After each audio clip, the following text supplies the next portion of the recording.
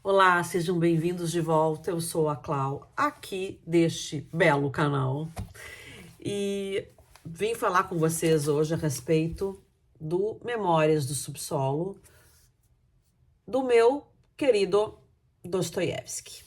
Dostô, para os íntimos, não é um cara muito fácil de se ler. Talvez eu tenha algo meio masoquista de gostar daquelas obras que me causam dificuldades. Às vezes eu não gosto quando eu tô lendo, mas depois pensando, indo atrás do que aquele autor quis dizer, me dá uma, então é isso. Daí eu retorno à obra e me dá um certo prazer notar que eu venci a obra. Memórias do Subsolo é um livro pequenininho, que aparentemente é inofensivo. A leitura, digamos assim, a tradução, o português, a língua, não oferece dificuldade. O que oferece dificuldade é entender as críticas e tudo aquilo que Dostoiévski fala e levanta de importante com relação a algumas filosofias aí, que nós vamos falar. Então vamos lá, né? Arrumei aqui a câmera um pouquinho. Minha edição é da editora 34, tradução de Boris Schneiderman. É possível que eu volte a ler essa obra mais adiante, depois dela assentada dentro de mim, assim como eu estou fazendo com a Ilíada e farei com a Odisseia. Eu li a Ilíada, foi difícil, eu tive que me valer de vários recursos, chegou um momento que eu tinha que ler alto, porque não me fazia sentido, então eu tinha que ler o verso e me ouvir para ter um insight. Eu estudei bastante sobre a Ilíada, fui estudar os gregos, e agora faz muito mais sentido, obviamente, e tô tendo muito mais prazer agora do que antes, embora no final da Ilíada, quando eu acabei a Ilíada, eu digo, nossa, gostei, apesar da dificuldade. Então, esse livro não é um livro de entretenimento, não é um livro que a gente leia rápido e que tenha ação. Tem pouca ação, tem alguma coisa aqui, mas não esperem, obviamente, de Dostô um livro, um thriller, um suspense, não é isso. E a gente pode falar sobre esse livro de diversas formas. A gente pode falar sobre a história crua, do que trata. A gente pode falar também sobre as críticas que Dostoiévski fazia a autores de sua época, a filosofias, etc. Vamos falar das duas aqui. Claro que vocês vão me perdoar, eu não sou uma filósofa, eu vou falar um pouquinho do que eu aprendi rapidamente. E, por favor, se tiver alguém vendo este vídeo e souber dar maiores explicações sobre o que eu vou falar aqui, eu ficarei muito grata. Tudo que vem com cuidado, com empatia, enfim, vale a pena ser escutado. Crítica malvada, eu não dou nem bola. Então, eu sei que você que está escutando está entendendo que eu não sou uma filósofa. Vamos lá. Vamos situar o livro. Eu tenho uma cola gigantesca aqui que eu escrevi, tá? Vamos ver. O livro foi escrito em 1864. Eu tenho uma cola gigantesca aqui, 3 folhas escritas, para eu me lembrar de tudo que eu gostaria de dizer. Vamos lá, situando o livro. Ele foi lançado em 1864, enquanto Dostô escrevia, sua esposa estava doente e estava morrendo de tuberculose, se eu não me engano. Então vocês imaginem o estado de espírito que ele estava. Ele não estava bem, suponho, e escreveu um livro pesado, um livro denso. E ele foi considerado, esse livro, como que o precursor do existencialismo e da psicanálise. De psicanálise eu entendo, eu sou psicóloga e eu vim de uma formação psicanalítica. De existencialismo eu não entendo, eu tive que estudar. Considerem que Dostô tinha uma atuação política, ele era um homem inteligente, era um homem politizado e ele lutava contra o czar. Ele foi preso, inclusive, por, vou botar entre aspas, atentar contra o regime. E no último momento ele foi solto. Na hora da execução veio a comutação da pena. E supostamente o czar fez de propósito, já tinha dado perdão, mas deixou até o último momento para ele sentir o horror da morte se aproximando e capitular e não pensar mais nisso. O czar da época, se eu não me engano, foi Alexandre II. E então vocês entendam que Dostoiévski era um cara que falava sobre política e falava sobre o mundo em que ele vivia. Dizem as pessoas hoje que Dostoiévski era um cara que daria um bom psicólogo, porque ele entendia a alma humana. Aqui, ele não só entendia a alma humana, me parece, como ele compreendia o contexto político social em que vivia. Bora lá, sem mais delongas, a não ser para te dizer que não esqueça de curtir aqui o vídeo, dar o teu joinha e te inscrever no canal. Afinal de contas, se você se inscreve, você ajuda o canal a crescer e a espalhar a literatura por aí. Imaginem assim, o que é filosofia? Filosofia seria amor ao saber. O que é filosofar? É refletir sobre questões fundamentais da vida. E a pessoa que reflete sobre as questões fundamentais da vida busca uma resposta. Precisa de uma resposta para suas indagações. Ocorre que, às vezes, ou na maioria das vezes, a vida não tem muito sentido. Você acha algum sentido em guerra, em crime, em doença de uma pessoa querida pra gente? Acontece que a gente não achar sentido para a vida gera uma angústia. É muito absurdo a gente pensar que coisas acontecem no mundo e acontecem, porque não há uma explicação. E isso tem o cheiro e o perfume do existencialismo.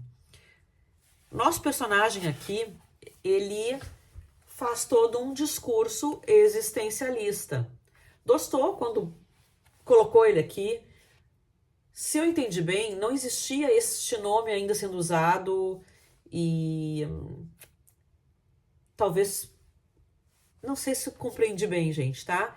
Talvez fosse usado de uma forma diferente, mas Dostô colocou esse personagem como um personagem angustiado, que busca um sentido para sua vida, mas o que ele acha é só o tédio. E tem mais. O existencialismo, uma das formas, vou falar assim, de existencialismo, porque a gente pode dizer que existem várias formas de se entender esta filosofia. Enfim, uma das formas de se entender é que eles diziam que a existência precede a essência. Nós precisamos estar no mundo, nós precisamos nascer, nos tornar pessoas e com o andamento de nossa vida a gente vai criando a nossa essência. Então, para o existencialismo, a vida é feita de escolhas baseadas na nossa liberdade de atuação, e essa liberdade, essas escolhas formariam a nossa essência. Então, primeiro vem a existência, existencialismo, depois vem a nossa essência. Acontece que o nosso personagem está falando sobre isso e que ele entende que, ok, a nossa essência é feita a partir das nossas experiências de vida e da nossa liberdade. Só que nós não somos totalmente livres porque existem as leis da natureza. As leis da natureza seriam como que o que está posto. 2 mais 2 ou 2 vezes 2 é 4. Não há alguém que negue. Mas se eu não aceitar isso? E se eu quiser dizer que não? Que 2 mais 2 é 5, ou 2 mais 2 é igual a 1.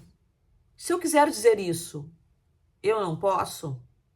Para nós aqui é lógico que, bom, poder você pode o que tu quiser. Para nós, hoje, a gente pensa assim, bom, é óbvio que 2 mais 2 é igual a 4. Pensar, você é livre para pensar. Isso não muda a realidade.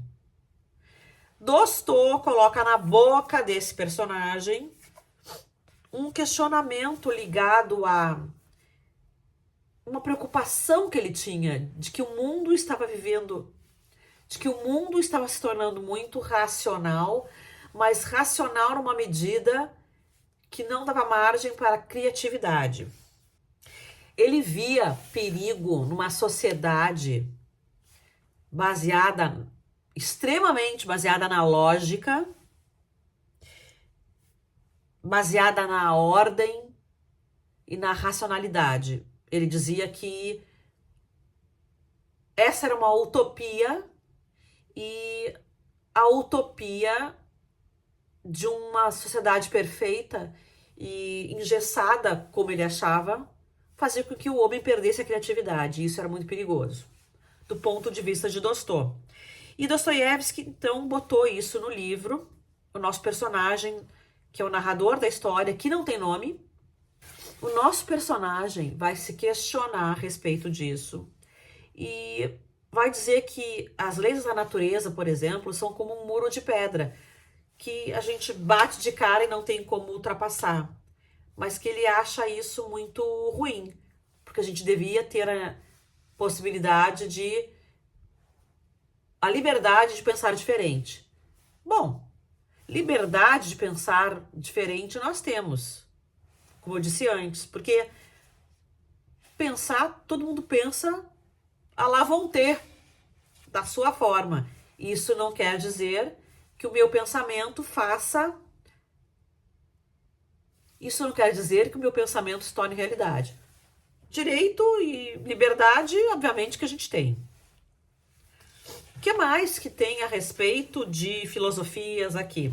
Essa preocupação de Dostô com relação a um mundo muito racional, muito formal e muito baseado na lógica.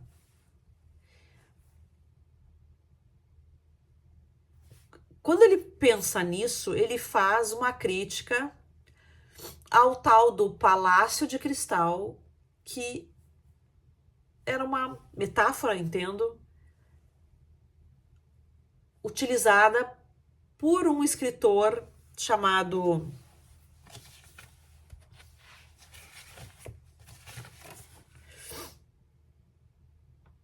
Chernyshevsky,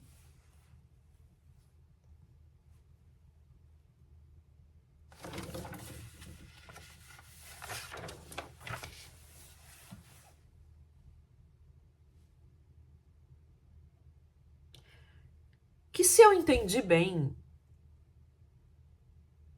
defendia uma filosofia determinista,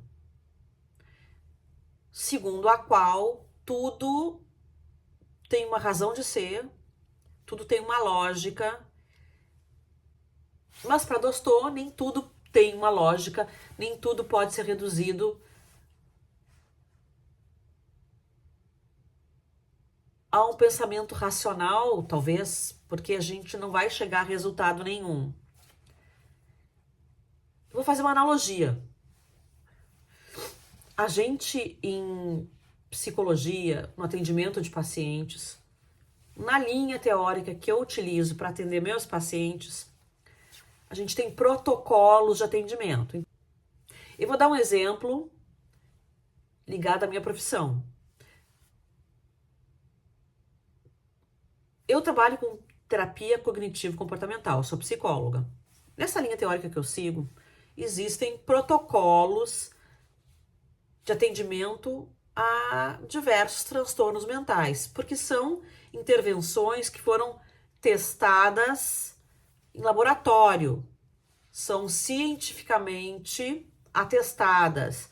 Então, supostamente, essas intervenções, esses protocolos, funcionam para o atendimento daquela pessoa com tal transtorno mental. Então, por exemplo, existe o protocolo de atendimento ao toque, existe o protocolo de atendimento a pessoas com depressão, bipolares, etc, etc, etc. O que acontece? Supostamente, a gente tem que seguir o manual. São tais e tais fases para atendimento do paciente com toque, por exemplo. São tais e tais intervenções.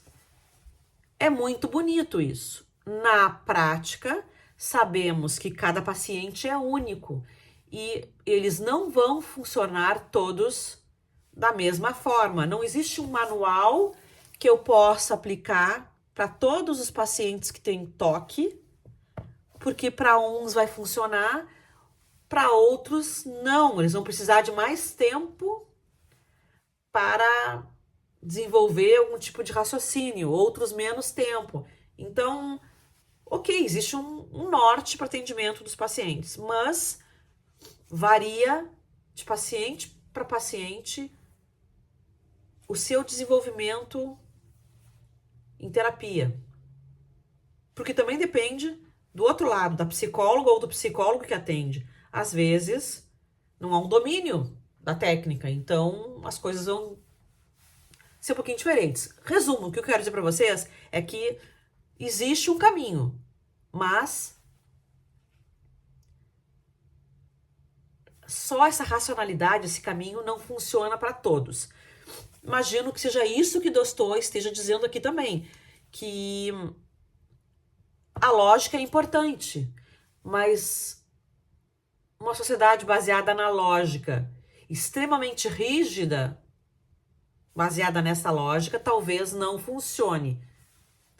Me corrijam se eu estiver errada. E por que Tolstói seria o precursor da psicanálise, supostamente? Porque as ideias aqui contidas nesse livro antecipam uma ideia de inconsciente ou de impulsos e de material que não tem, que a gente não tem claro, mas que estão dentro da gente, nos fazendo agir de determinadas formas e que às vezes a gente não tem noção, a gente não sabe o que está fazendo exatamente. Mariana, vamos de novo, tá? Com relação à psicanálise. Também disseram que Tolstói era o pai da psicanálise antes de Freud, o precursor, digamos assim, da psicanálise. E, pelo menos, em alguns pontos eu posso entender que tem uma boa ligação com a psicanálise e questões psicológicas. Primeiro, para começar com o título, Memórias do Subsolo. O homem do subsolo, para mim, ficou claro que é o homem que está falando a partir do seu inconsciente, do seu subconsciente, buscando material inconsciente e falando a partir do seu material inconsciente. Deixa eu ver se eu explico melhor. Ele começa no livro dizendo que ele é mau, que ele é doente, que ele é ruim. Vou ler para vocês.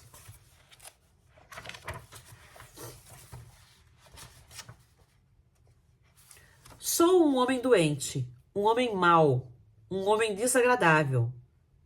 Creio que sofro do fígado. Aliás, não entendo níquel da minha doença e não sei ao certo do que estou sofrendo. Não me trato e nunca me tratei, embora respeite a medicina e os médicos. Ele vai discorrendo sobre o que ele acha que ele é, e ao mesmo tempo ele vai se contradizendo e dizendo que ele não é tão mal assim. Ele não é tão doente assim. Para mim, isso é claro que é uma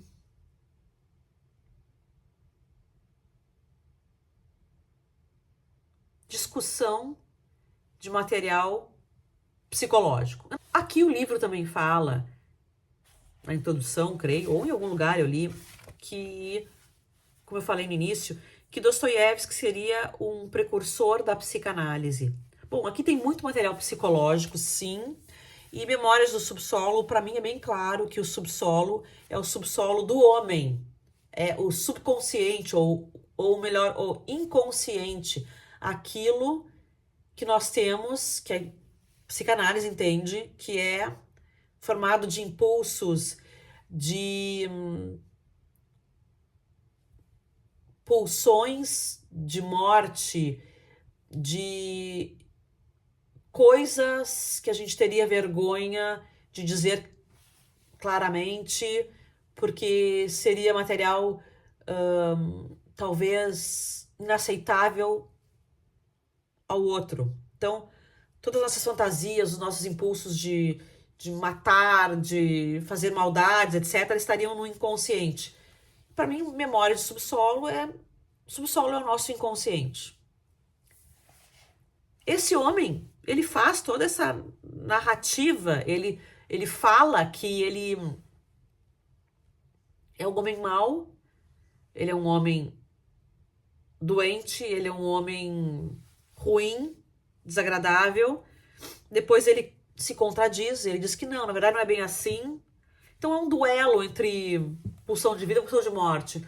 Não vou me estender muito nisso, até porque eu estou afastada da psicanálise já faz bastante tempo.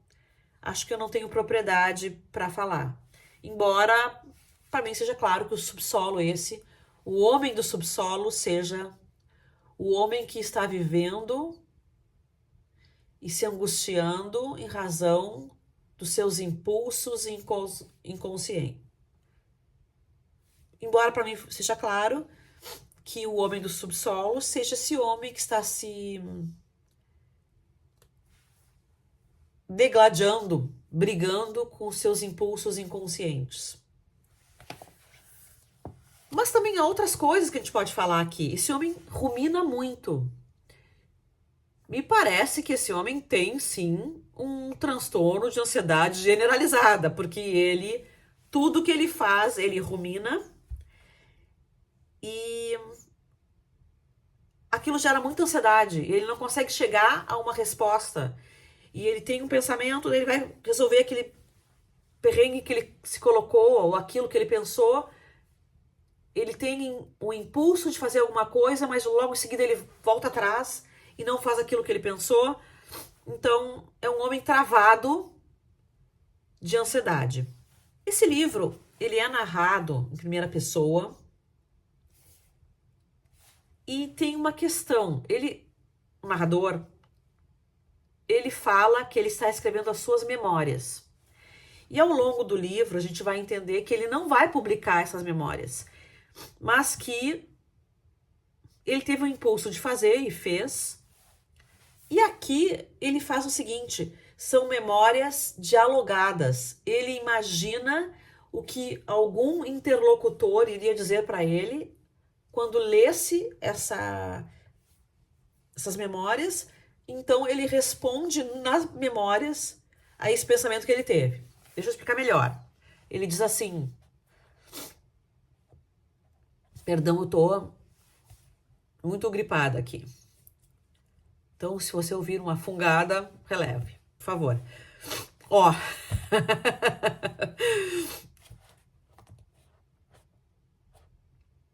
Ele diz assim. Ele faz todo um discurso, depois diz assim: eu sei que os senhores devem estar pensando tal coisa. Ou ele coloca um diálogo como se alguém estivesse falando com ele. Ah, mas o senhor está dizendo tudo isso, mas não deve ser tão ruim assim. Isso, em TCC, terapia cognitivo-comportamental, a gente chamaria de uma distorção cognitiva, uma distorção de pensamento, que é ele está fazendo a tentativa de ler o pensamento do outro. E ora, nós sabemos que isto é impossível. Eu posso ter um feeling, eu posso achar que eu entendo aquela pessoa que está na minha frente, porque eu a conheço muito bem, e ela reage de tal e tal forma, mas a verdade é que a gente não tem como saber o que o outro pensa. A verdade é que a gente acha o que o outro pensa baseados naquilo que nós vivemos. Então, este livro tem isso. O autor faz diálogos naquilo que ele chama de memórias. E umas primeiras edições, se eu entendi bem, deste livro, o subtítulo era Confissões. E esse livro também foi chamado de Notas do Subsolo e, se eu não me engano, Reflexões sobre o Subsolo. Eu sei que teve mais um nome, me perdoem, não consigo lembrar desse terceiro nome aí.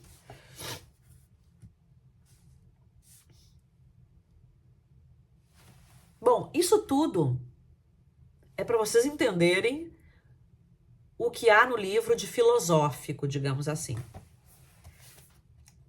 A história dele é uma história muito simples, a história do personagem, que vem na segunda parte do livro, que também traz algumas discussões filosóficas, mas eu acho que o bruto, a maior parte das discussões filosóficas estão na primeira parte. Nessa segunda parte, então, a gente conhece a história desse narrador, que não tem nome, como eu já disse, e ele conta que ele era um funcionário público e que está aposentado porque ele recebeu uma herança que dá uns caraminguados ali por mês, ele consegue viver com aquilo, então ele parou de trabalhar. E enquanto funcionário público, ele maltratava as pessoas. Maltratava por quê? Porque ele queria. Porque não tem o porquê. Ele achava que devia maltratar. E também por isso, talvez, que ele se diga, na primeira parte, mal, vingativo, doente, etc, etc.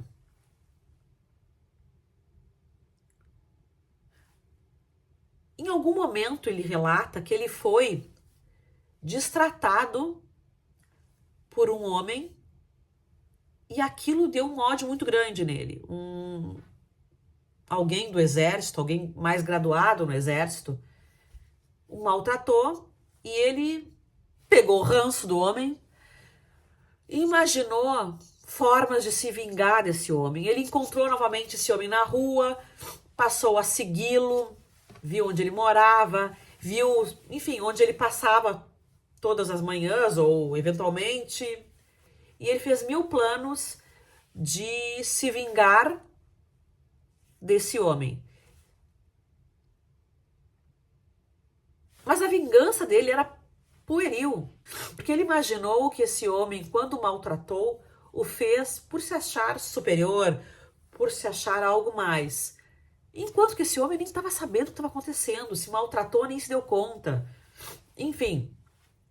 Então, por que eu falei que a vingança era pueril? Porque ele imaginou em esbarrar com esse homem na rua e se mostrar altivo e não desviar. Então, se esbarrarem, que ele dê passagem, que ele se excuse e não o nosso narrador. E nosso narrador, ele ensaia 1000 vezes esse esbarrão no cara, mas toda vez que ele cruza com o cara, ele sai de lado, ele deixa o homem passar. Até que ele consegue dar uma esbarradinha de leve no homem.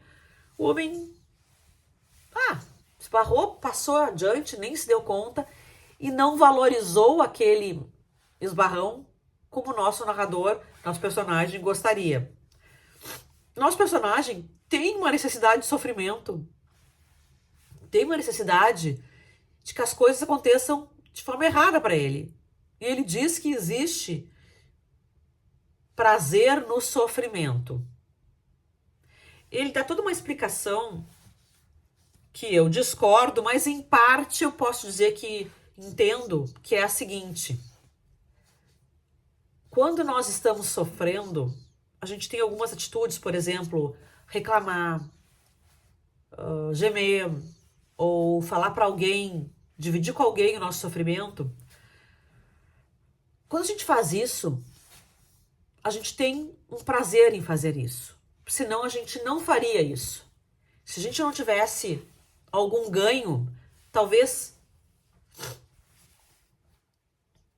prazer seja uma palavra forte. Quando a gente está sofrendo, digamos que eu tope aqui com o dedo na quina da mesa, do sofá. Vai doer, eu vou começar a gritar e gemer. A gente geme porque a gente tem que botar para fora aquilo, a grosso modo falando. Então, existe um certo ganho, entre aspas, um certo prazer. Eu sei que é loucura, eu sei que é esquisito a gente pensar nisso, mas pense você. Você gritaria, você falaria para alguém. Vamos tirar a história do gritar, mas você tem um sofrimento. Você vai dividir com alguém. Você dividiria com alguém se não tivesse algum ganho nisso, algum alento nisso? Alguém está me ouvindo, eu preciso falar. Você teria necessidade de falar se não houvesse algum ganho nisso? Eu acho que eu concordo com isso. A gente precisa pensar mais profundamente, eu preciso pensar mais profundamente, mas eu não acho que seja uma teoria fora de propósito. O que mais que tem na história desse homem? Esse homem, então, ele é um infeliz, ele é uma pessoa entediada, uma pessoa que pratica o nadismo. Se você não viu o meu vídeo sobre Oblomov, ou Oblomov, não me lembro como é que é o nome,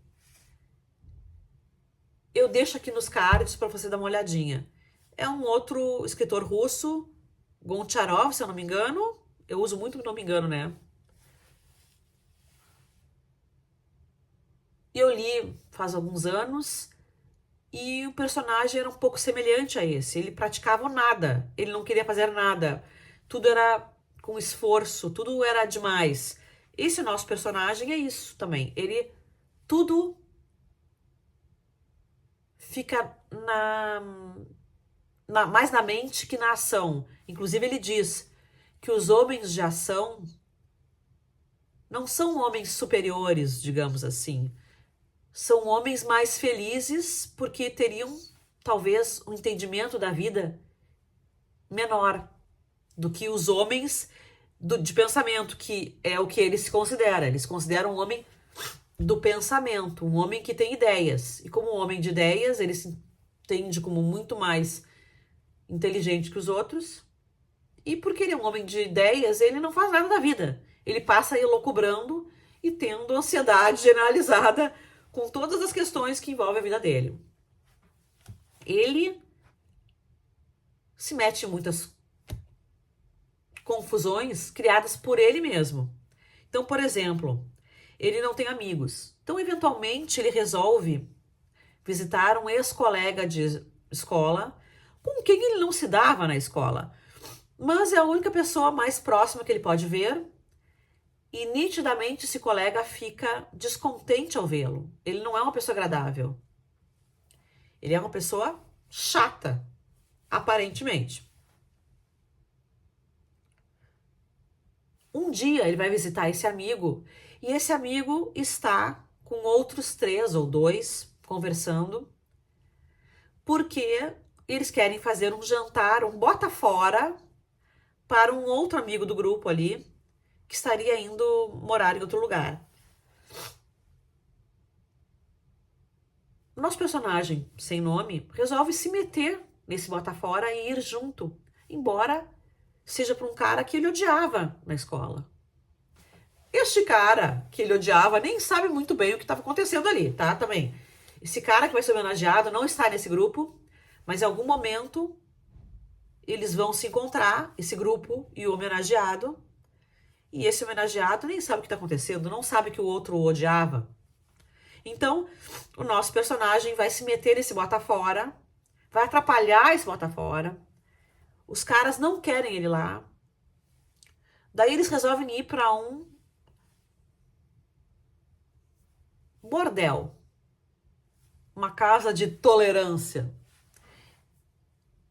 Só que esquecem de dizer para este nosso personagem que o horário mudou, que não seria mais às 6, seria às 5. Então, quando ele chega no bordel, ele não encontra os amigos, porque os amigos já estão no quarto com as prostitutas. Então, ele pega uma prostituta, muito indignado com esses amigos, e, na verdade, ele só conversa com essa prostituta, em princípio, não fica claro. O diálogo que ele tem com essa prostituta é bem pesado e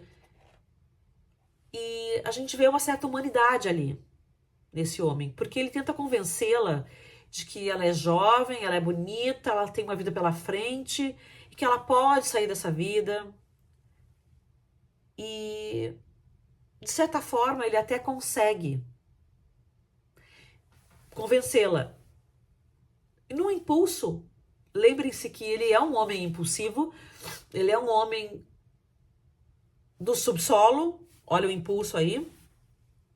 Ele dá um cartão dele para que ela o procure quando tiver necessidade. Só que ele dá e se arrepende, porque ele fica com vergonha de uma prostituta estar visitando ele na casa dele. E essa menina vai visitá-lo um dia. Ele tem toda uma história que ele tá apavorado que ela possa aparecer. Ele passa 2 dias pensando que ela vai aparecer e ela não aparece. Só que um dia ela aparece. E ele resolve maltratá-la.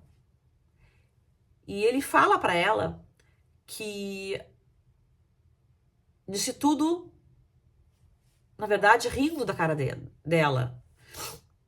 E ele fala para ela que ele disse tudo aquilo que disse não para ajudar, era para tirar um sarro da cara dela, era para maltratá-la, para vê-la ter uma iniciativa, uma esperança, para depois poder rir dela. Ou seja, ele demole com ela. Essa menina fica sem pai nem mãe, fica muito chateada. Depois ele volta atrás, ele diz que na verdade não é bem isso, ele dá todo um discurso de que ele é um infeliz, por isso que ele fez isso, e a prostituta se apieda dele e o abraça. Só que para piorar a situação, ele tá com vergonha de tê-la em casa, ele dá um dinheiro na mão dela, como se estivesse pagando por um programa. E ela, muito dignamente, joga na cara dele esse dinheiro, porque ela estava ali em razão de que ele ofereceu amizade a ela. Então, vocês podem ver como esse homem é mal formado. Ao mesmo tempo, fica a indagação. Nós também somos um pouco maus e espero que um tanto mais de bons. Esse homem do subsolo, ele admite sentimentos como vingança, necessidade de vingança, vingança por vingança e não por um sentimento de justiça. Ele admite preguiça, ele admite tédio, ele admite uma humanidade e diz que, mais ou menos assim, que ele admite e foi a fundo nessa dualidade, nessas dualidades, que talvez mais ninguém tenha ido tão fundo assim. Então, talvez aí esteja bem expressa a questão da psicanálise, dos conceitos da psicanálise, depois desenvolvidos por Freud e outros, que existem impulsos contrários dentro da gente e que esse homem, ele é preguiçoso, ele é entediado, ele busca vingança, mas ele não é só isso. Ele é um homem inteligente, capaz de se expressar, ele é um homem que teve dó da prostituta, embora tenha depois se desdito, mas esse desdizer é algo que ele faz em todo o livro. Ele se diz mal, preguiçoso, doente, mas não tão mal assim, não tão doente assim. Enfim, tô falando demais. Esse vídeo sem cortes já deu 51 minutos. Eu espero que nos cortes fique até uns 30, tá bem? Acho que é isso. Se eu recomendo, recomendo, mas tenha paciência com o livro, no sentido de buscar esse entendimento das coisas filosóficas. Porque, como eu falei no início, não é um livro de entretenimento, é um livro cabeça, como a gente diz. Tá bem? É isso aí. Espero que tenham curtido, gostado e se quiserem complementar o que eu disse, porque certamente eu falhei nessas ideias que eu deixei aqui. Espero que não muito. Me perdoem a filósofa de botequim que eu sou. E é isso, minha gente. Vejo vocês no próximo vídeo. Beijos. Me liga.